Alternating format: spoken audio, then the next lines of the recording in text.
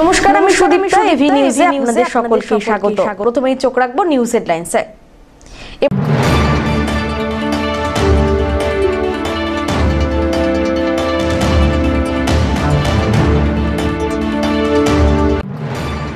মদন মোহন বাড়ির পুজো সেরে সোজা কোচবিহারের অনন্ত মহারাজের বাড়িতে মুখ্যমন্ত্রী সারলেন সৌজন্য সাক্ষাৎকার।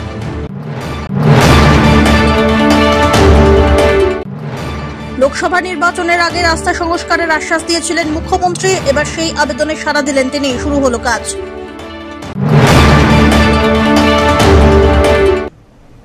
এবার আসছে বিস্তারিত সংবাদে। বিজেপির অনন্ত মহারাজের বাড়ি হাজির হলেন রাজ্যের মুখ্যমন্ত্রী মমতা বন্দ্যোপাধ্যায়। এ যেন সম্পূর্ণ উলাটপুরাণ। মঙ্গলবার মদন মোহন বাড়ির পুজো সেরে সোজা কোচবিহারের রাজবংশীর মুখ অনন্ত মহারাজের বাড়িতে পৌঁছন মুখ্যমন্ত্রী। কোচবিহার বিধানসভার 9টি আসন ফিরে পাওয়ার লড়াইয়ে সবথেকে বড় ভূমিকা গ্রহণ করতে পারেন রাজবংশী ভোট ব্যাংক, অন্তত এমনটাই মনে করছে রাজনৈতিক মহল। আগামী 2026 সালে রাজ্যে বিধানসভা ভোটের কথা মাথায় রেখেই কি অনন্ত মহারাজের বাড়িতে এলেন রাজ্যের মুখ্যমন্ত্রী? যদিও এদিন অনন্ত মহারাজ বলেন মুখ্যমন্ত্রীর সঙ্গে কোনো রাজনৈতিক আলাপ আলোচনা হয়নি, এটি ছিল সম্পূর্ণ সৌজন্যমূলক একটি সাক্ষাৎকার। বলাই বাহুল্য, 2024-এর লোকসভা নির্বাচনে তৃণমূলের কোচবিহার আসন জয়লাভের ক্ষেত্রে বিশেষ ভূমিকা গ্রহণ করে রাজবংশী ভোট ব্যাংক। যদিও অনন্ত মহারাজ বিজেপির রাজ্যসভার সাংসদ, তথাপি তিনি প্রকাশ্য সাংবাদিক বৈঠকে মন্তব্য করেন মানুষের জন্য কোনো উন্নয়ন করতে পারছেন না তিনি। এ বিষয়টিকে কাজে লাগিয়েছে রাজ্যের শাসক দল বলে মনে করা হচ্ছে। আর এর জেরেই কোচবিহার লোকসভার আসন বিজেপির কাছ থেকে তৃণমূল ছিনিয়ে নিতে সক্ষম হয় বলে রাজনৈতিক মহলের ধারণা। এদিন মুখ্যমন্ত্রী মমতা বন্দ্যোপাধ্যায়কে রাজবংশী হলুদ গামছা পরিয়ে হাত জোর করে স্বাগত জানান অনন্ত মহারাজ। তারপরে শুরু হয় বৈঠক। তবে এখনো পর্যন্ত বৈঠকে কি সিদ্ধান্ত নেওয়া হয়েছে বা কি আলোচনা হয়েছে তা পরিষ্কার নয় বলেই মত বিভিন্ন মহলের। তো গ্রিন টি খেয়েছেন, আর বাকি আমরা যতটুকু করেছি উনি শুধু দেখেছেন। তৃণমূলে যোগ দেওয়ার ব্যাপারে কোনো চিন্তা ভাবনা করছেন নাকি? আমার কি মতি মরে গেছে নাকি? হ্যাঁ, এগুলো কথা আমি নট ইন্টারেস্টেড। কোনো বার্তা দিলেন কি আপনি? আমি কোনো পলিটিক্যাল দলে নেই, আপনি বুঝেন, আমি কোনো পলিটিক্যাল দলে নেই, ঠিক আছে? আপনি তো বিজেপির সাংসদ, রাজ্যসভার সাংসদ, সেখানে তৃণমূলের মুখ্যমন্ত্রী আপনার বাড়িতে এলেন, এটা নিয়ে আপনার দল মানে বিজেপি তো আপনাকে কৈফিয়ত চেতে পারে, সেক্ষেত্রে আপনি কি বলবেন? আমি তো পশ্চিমবঙ্গে আছি, ল অ্যান্ড অর্ডার তো ওনার হাতে আছে। এখন উনি যদি না আসতে চায় আমি কি করব? আমি কি করে বাধা দেবো? সে তো আমার যেটা গৃহস্থ ধর্মের যেটা নীতি, উনি আসছেন, হ্যাঁ, উনি বলছেন আমি আপনার বাড়িতে যাচ্ছি, আমার এসপি সাহেব বলেছেন আপনার বাড়িতে আসছে, সে তো আমি তো হতভম্ব হয়ে গেলাম। হ্যাঁ, কিন্তু রাত্রে যখন আমি ওই কি বলে দার্জিলিংয়ে ট্রেন অ্যাক্সিডেন্ট, রাঙাপানিতে ট্রেন অ্যাক্সিডেন্ট হয়েছিল, ওখান থেকে যখন দেখা করার পরে আসি, তখন বারবার মিডিয়ারা বলেছিল যে আপনার বাড়িতে মুখ্যমন্ত্রী না, আপনি মুখ্যমন্ত্রীর সাথে দেখা করবেন। আমি তো বলছি কি ব্যাপার, কি কোথায় কি কথাবার্তা হচ্ছে, তা আমি তো এটা জানি না। হ্যাঁ, তারপর বলছে না উনি এখানে চলে এসছেন, আপনি এখানে দেখা করতে পারেন নাকি? না, আমি কেন যাবো দেখা করতে? তৃণমূলের পক্ষ থেকে কোনো প্রস্তাব দেওয়া হয়েছে? আপনি বিজেপি রাজ্যসভার সাংসদ, সিতাইয়ের আসন ফাঁকা হয়েছে, পুজোর পরেই ভোট হবে, সেক্ষেত্রে যদি আপনাকে প্রস্তাব দেয় সেটা কি আপনি ভেবে দেখবেন? কি মনে করছেন? আমি এখন বিধায়ক হব?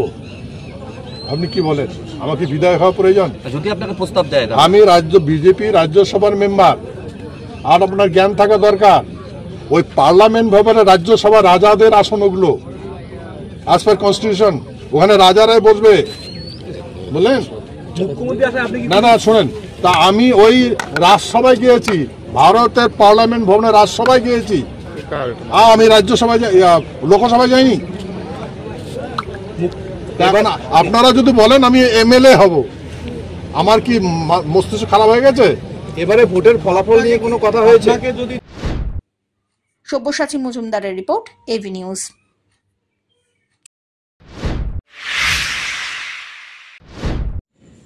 দুর্ঘটনার প্রায় 24 ঘন্টা হতে চলল, এখনো চলছে রেল লাইন থেকে বগি সরানোর কাজ, ইলেকট্রিক তার সারাইয়ের কাজ। রবিবার সকালবেলায় আনুমানিক 8:45 নাগাদ ঘটে দুর্ঘটনা। তারপরে দিনভর ছিল মেঘলা আকাশ, দ্রুত গতিতে চলছিল উদ্ধার কাজ। তবে রাত থেকে শুরু হয় বৃষ্টি, যার ফলে রেল কর্মীদের কাছে কিছুটা ব্যাঘাত ঘটে। বৃষ্টির মধ্যে রাতভর কাজ চলতে থাকে। দ্রুত লাইনে যোগাযোগ স্বাভাবিক করার জন্য প্রাণপাত করেন কর্মীরা। তবে দুর্ঘটনার কারণে ডাউন লাইনে ক্ষতি হলেও আপ লাইনে সেরকম কোনো ক্ষতি হয়নি বললেই চলে। দুর্ঘটনার কারণে মালগাড়ি এবং এক্সপ্রেস ট্রেনের কয়েকটি বগি রেল লাইনের ওপরে ছড়িয়ে ছিটিয়ে পড়েছিল। একই সঙ্গে ক্ষতিগ্রস্ত হয়েছিল রেল লাইনের ওপরে থাকা ইলেকট্রনিক ওয়্যারিং। এরপরে রেলের তরফ থেকে দ্রুত গতিতে ট্রেন চলাচল স্বাভাবিক করতে কাজে লাগানো হয়। রাতে আপ লাইন দিয়ে মালগাড়ির ট্রায়াল রান হয়। এরপরে আপ লাইন দিয়ে মঙ্গলবার সকালবেলা 8টা নাগাদ মা কামাখ্যাধাম এক্সপ্রেস চালানো হলো। তবে দুর্ঘটনাগ্রস্ত ডাউন লাইন দিয়ে ট্রেন চলাচল স্বাভাবিক করার কাজ এখনো চলছে। পাশাপাশি ডাউন লাইন মেরামতির কাজ চলছে জোর কদমে।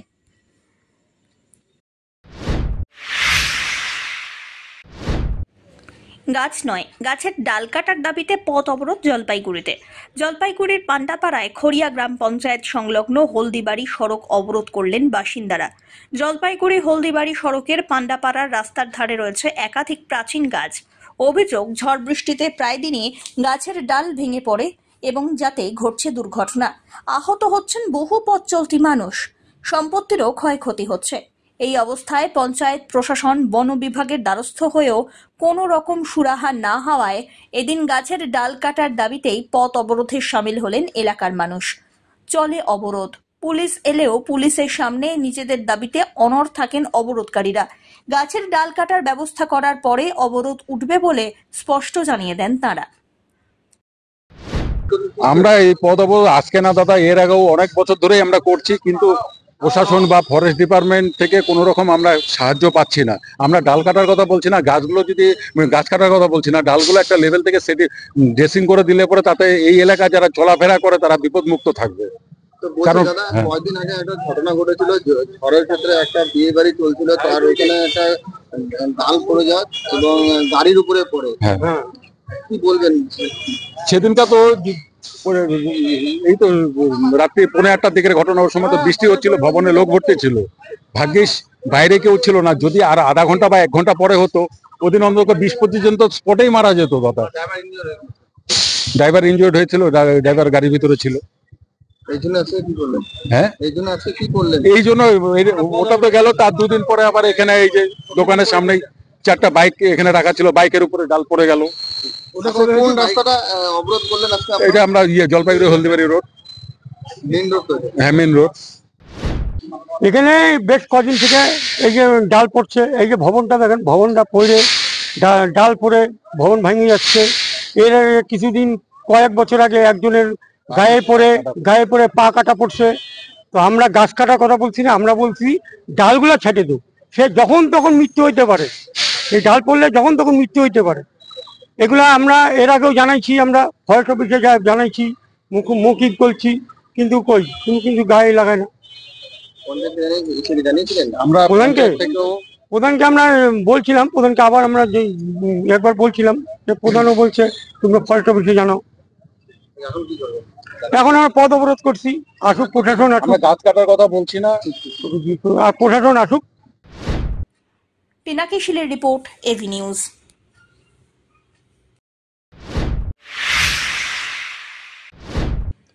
ক্ষণিকের বৃষ্টিপাতে ধসে গেল নবনির্মিত সুপার কনস্ট্রাকশনের রাস্তার এমন পরিস্থিতিতে ক্ষুব্ধ এলাকার বাসিন্দারা। জলপাইগুড়ি সদর ব্লকের বোয়ালমারি হসপিটাল পাড়া থেকে তিস্তা বাঁধ পর্যন্ত নির্মীয়মান সুপার কনস্ট্রাকশনের কাজ অল্প কিছুদিন আগে শেষ হয়েছে বলে স্থানীয় সূত্রে খবর। তবে সোমবার ভারী বৃষ্টিপাতের ফলে নবনির্মিত রাস্তার অনেকটাই ধসে গিয়েছে। এলাকার বাসিন্দা নরেন মল্লিক, কমলা সরকার জানান, কিছুদিন আগেই শেষ হয় রাস্তার কাজ, কিন্তু মাত্র একদিনের ভারী বৃষ্টিপাতে ধসে গেল রাস্তা। খুবই নিম্নমানের কাজ হয়েছে বলে অভিযোগ স্থানীয়দের। কি হয়েছে? কি রাস্তা কি ভাঙছে?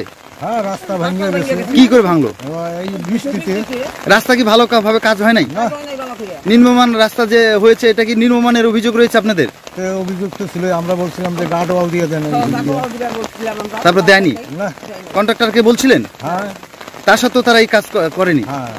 এখন কি বলুন, এই যে রাস্তা কয়েকদিনের মধ্যে হয়ে গেল। ম্যানেজার তখন সে দিল, মানে বস্তা দিয়ে বললো যে বস্তা দিয়ে বাস ফাইলিং করে দিলে হয়ে যাবে। আচ্ছা আচ্ছা আচ্ছা, এখন তো এই দিকে যাওয়া হবে না, জীবনে ঝুঁকি রয়েছে, তাই না? হ্যাঁ, এখন যে কোনো গাড়ি তো ঢুকতে পারবে না, না জরুরিকালীন পরিষেবা তো ঢুকতে পারবে না। জরুরিকালীন পরিষেবা কি এই দিক দিয়ে যাতায়াত করতে পারবে?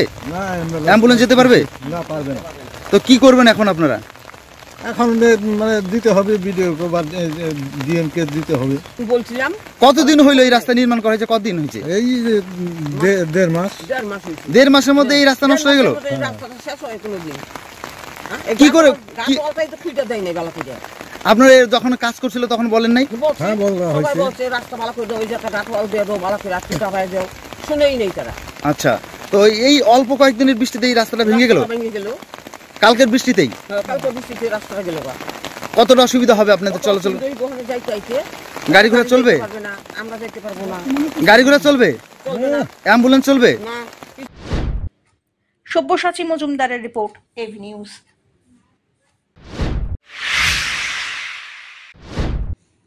উত্তরবঙ্গে গত লোকসভা নির্বাচনের প্রচারে এসে ডুয়ার্সের চালসার একটি বেসরকারি হোটেলে 2 দফায় টানা 11 দিন ছিলেন মুখ্যমন্ত্রী মমতা বন্দ্যোপাধ্যায়। সেই সময় চালসা গৌরীগাঁওয়ের মার্সি ফেলোশিপ চার্চে গিয়ে ডুয়ার্সের বিভিন্ন চার্চের ফাদার এবং প্রতিনিধিদের সঙ্গে বৈঠক করেন। হোটেল থেকে পাহাড়ি বেহাল রাস্তায় ওই চার্চে পৌঁছয় মুখ্যমন্ত্রীর কনভয়। সেই সময় চার্চের তরফ থেকে রাস্তা সংস্কারের আবেদন জানানো হয়। অবশেষে মঙ্গলবার মুখ্যমন্ত্রী যখন পাশের জেলা কোচবিহারে রয়েছেন, সেই সময় সূচনা হলো ওই রাস্তার কাজের। এদিন ফিতে কেটে রাস্তার কাজে শুভ সূচনা হয়।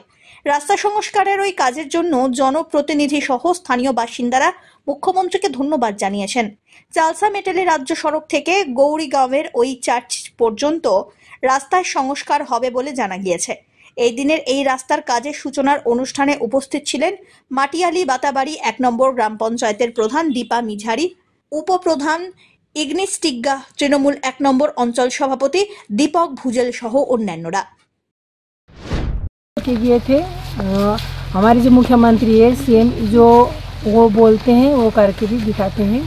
तो जो उन्होंने जब यहाँ पे आप वो आए थे उस समय वो बोल के गए थे कि यहाँ का रास्ता होगा, वही आज ये रास्ता का ओपनिंग हुआ। तो ये रास्ता हो रहा है अभी। तो क्या कैसा लग रहा है गाँव वाले? तो आप फाइनली तो रास्ता हो रहा है, ये तो बहुत दिन से डिमांड था इन लोगों का। हम लोग यहाँ के गाँव के हैं, हम लोग सब दीदी को कोटि कोटि धन्यवाद देना चाहते हैं कि उन्होंने ये बहुत दिन से ये जो रास्ता था यहाँ पे दिक्कत होते थे यहाँ के पब्लिक सबको, तो दीदी ने आके यहाँ पे वो रास्ता बनाने का आश्वासन दिया और वो रास्ता आज ओपनिंग हुआ। गांववासी जितने भी यहाँ के हैं सब जन खुशी है और दीदी को सभी मिलके दीदी को धन्यवाद हम लोग देते हैं। धीमान राय रिपोर्ट, एवी न्यूज।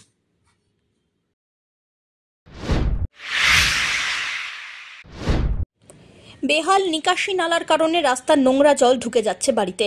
অস্বাস্থ্যকর পরিবেশে রোগে ভয়ে আতঙ্কে দিন কাটাচ্ছে পরিবার। একাধিকবার প্রশাসনকে জানিয়েও ফল হয়নি। ধূপগুড়ি মহকুমার মাগুরমারি 1 নম্বর গ্রাম পঞ্চায়েতের পূর্ব মাগুরমারি গিলান্ডিমোড় এলাকায় এই ঘটনায় ভুক্তভোগী কয়েকটি পরিবার। এলাকাবাসীদের অভিযোগ, রাস্তার পাশে নিকাশি নালা দীর্ঘদিন ধরে বেহাল থাকার ফলে সেখানকার নোংরা জল বেশ কয়েকটি বাড়িতে ঢুকছে। প্রত্যেক বছর বর্ষায় এমন সমস্যার সম্মুখীন হতে হয় এলাকাবাসীদের। বিষয়টি মৌখিকভাবে প্রশাসনকে জানানো হলেও সমস্যার সমাধানে কোনো উদ্যোগ নেওয়া হয়নি বলে অভিযোগ এলাকাবাসীর। এমনিতেই এখন বর্ষাকাল, প্রতিনিয়ত ভারী বৃষ্টিপাত হচ্ছে, যার ফলে রাস্তার ওপরে জমে থাকা জল আর নিকাশি নালার ভেতর থাকা নোংরা জল বাড়িতে ঢুকছে, যার ফলে জমা জলের অস্বাস্থ্যকর পরিবেশ বিভিন্ন রোগে আক্রান্ত করছে পরিবারগুলিকে। এ বিষয়ে এলাকার প্রধান বনশ্রী রায় বলেন, ঘটনাস্থলে গিয়ে বিষয়টি খতিয়ে দেখা হচ্ছে, খুব শীঘ্রই সমস্যার সমাধান করা হবে। আমাদের সমস্যা বলতে কি, সামনে ড্রেন ছিল, ড্রেনটা দিছে, ড্রেনটা মাথার দিকে দিলে হইতো, মানে আমাদের বাড়ির সামনেটাই ড্রেন করছে, এই জলটা যে পাস হবে তার কোনো ব্যবস্থা নেই। প্রধান পঞ্চায়েতকে আগেবার জানিয়েছিলাম, আমাদের বাড়িতে ছোট ছোট বাচ্চা আছে, ওরা উঠানে মানে খেলতে পারে না, বাচ্চারা মানে বারান্দা থেকে নামতে পারে না, এমনও অসুবিধা। এই যে এই বাড়িতে আমার দাদার বাড়িতে যা ভাসুর হয়, ওনার বাড়িতে ছোট বাচ্চা আছে, ওনাদের এসে ডোয়াগুলো সব ভেঙে গেছে, মানে ঘরের ভিতর থেকে বাইরেটা দেখা যায়। জল কতটা উঠে আসে? জল তো 1 হাঁটুর মতো হয়। এখন বৃষ্টি নেই, এখন শুকনো হয়ে আছে, কিন্তু যখন বৃষ্টি আসে তখন উঠান পর্যন্ত জল যায়। আজকে কি পরিস্থিতি হয়েছিল? আজকে তো পরিস্থিতি মানে যখন জল ওরা এসে আমরা বন্ধ করে দিছিলাম, তারপর ওরা কে আবার এসে ছাড়িয়ে দিচ্ছে, ছাড়ার পর আবার নোংরা জল সব মানে বাড়ির ভিতর ঢুকে গেছে।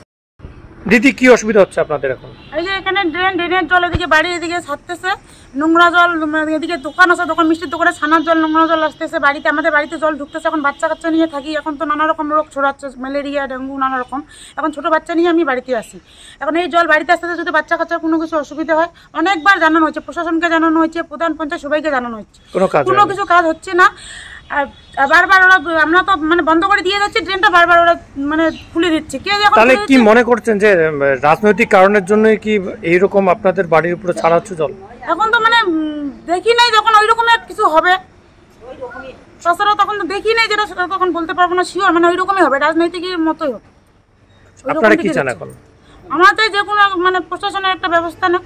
আমাদের অভিযোগ হয়েছে সমস্ত গ্যালান্টির বাজারে নোংরা জল, ড্রেন দিছে, অসমর্থিত ড্রেনের জল আমাদের কাটিয়ে দিছে, সেই জন্য আমাদের নোংরা জলটা সব বাড়ির ভিতরে ঢুকতেছে।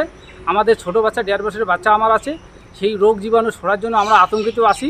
সেই জন্য প্রশাসন কি ব্যবস্থা নেয় তার জন্য আমরা অপেক্ষায় ছিলাম এতদিন, কিন্তু প্রশাসন জয়েন্ট ভিডিও এসেছিলো, জয়েন্ট ভিডিও বলেছিল আমরা কয়েকদিন পরে আমরা এই ড্রেনের কাজ সংস্কার করব পুরোটা, কিন্তু করেনি। আজকে 1.5 বছর হয়ে গেল, আর আজকে আবার সেই ড্রেনটা কাটিয়ে দেওয়া হয়ে গেছে। আমাদের বাড়িতে জল ঢুকছে, নোংরা জল, সমস্ত গ্যালান্টির বাজারের জল। আবার এখানে মিষ্টির দোকান একটা আছে, তারও ছানার জল ঢুকতেছে আমাদের বাড়িতে। মিষ্টির দোকানকে বারবার বলতেছি, বলে ছানার জলটা বন্ধ করো। ওরা বলছে বলে আমরা পিডব্লিউতে জল ফেলি, আমাদের জল পড়তে পারে, কিন্তু আমরা এখন কি করব? আমরা তো বাচ্চা টাচ্চা নিয়ে আমরা মানুষ এখানে আছি, আমরা আতঙ্কিত আছি, রোগ জীবাণু ছড়াতে পারে। এই নিয়ে আমরা প্রশাসনের কাছে যাব, প্রশাসন কি ব্যবস্থা নেয় তা আমরা। স্থানীয় ধীমান রায়ের রিপোর্ট, এভি নিউজ।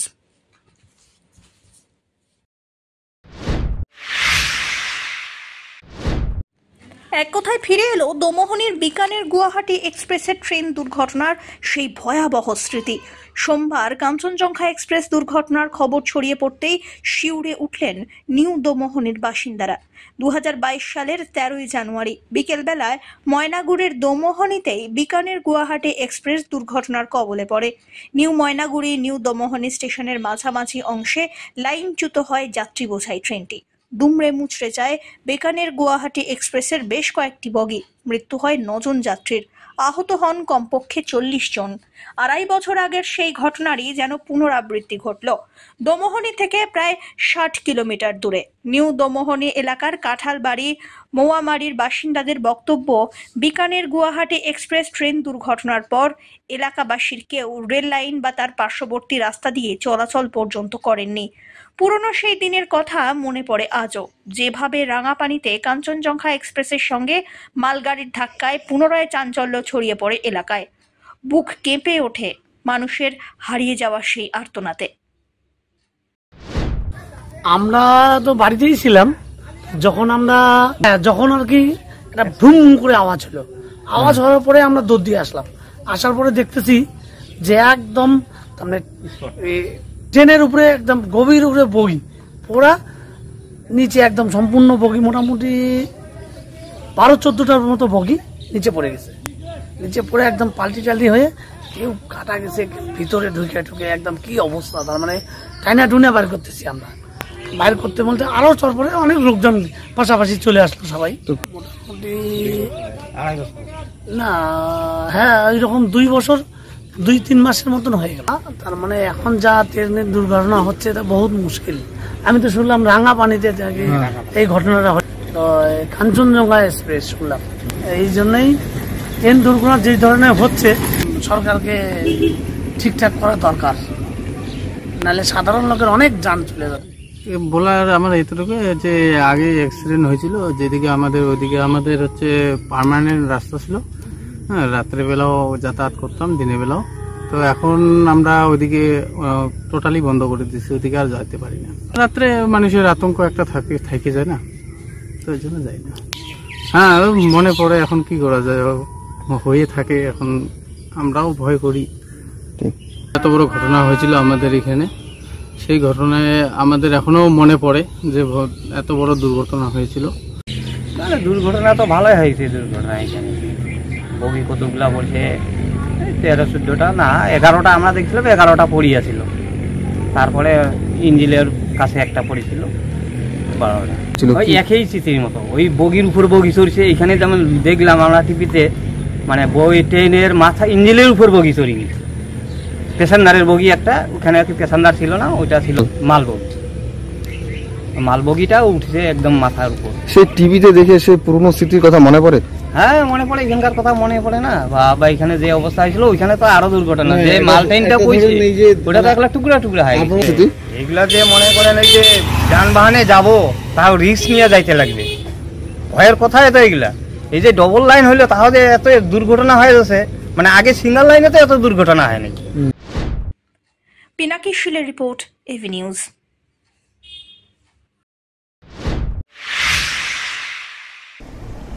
শেষ করবার আগে নিউজ হেডলাইন্স আরো একবার।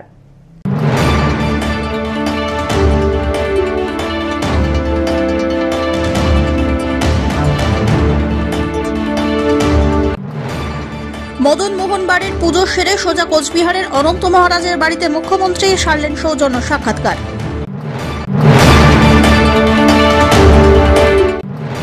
লোকসভা নির্বাচনের আগে রাস্তা সংস্কারের আশ্বাস দিয়েছিলেন মুখ্যমন্ত্রী, এবার সেই আবেদনে সাড়া দিলেন তিনি, শুরু হলো কাজ।